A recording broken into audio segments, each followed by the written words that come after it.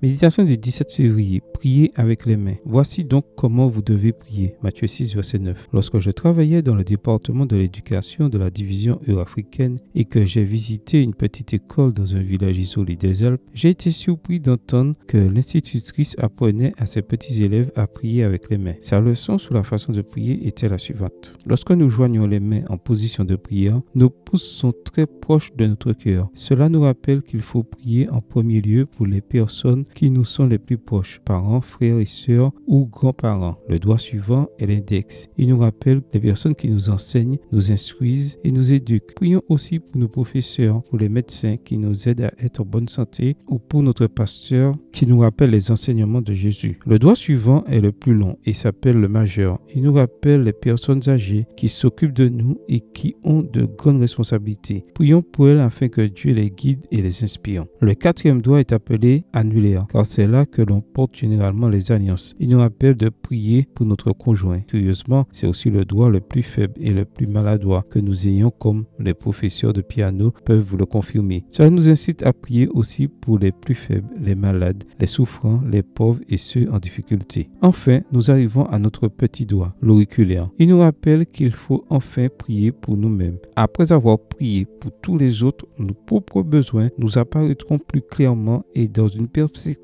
plus réaliste, ce qui nous permettra de prier plus efficacement pour nous-mêmes. Je suis convaincu que le conseil de cette enseignante a été utile. En tout cas, il a été pour moi, puisqu'elle a réussi à le graver dans ma mémoire jusqu'à aujourd'hui. J'espère qu'il en a été de même pour ses bienheureux élèves et qu'ils ont appris aussi bien que moi, voire mieux, à prier avec les mains. J'avoue que je ne suis généralement pas cette méthode, car j'ai appris de Jésus que la position physique que nous prenons est moins importante que l'attitude de notre cœur. Mais grâce à cette visite, je me souviens encore souvent combien il est bon de prier pour les autres, en esprit et en vérité. Jean 4, verset 23, avec mes mains et avec tout mon être. Amen. Bonne journée à vous et que le Seigneur vous bénisse.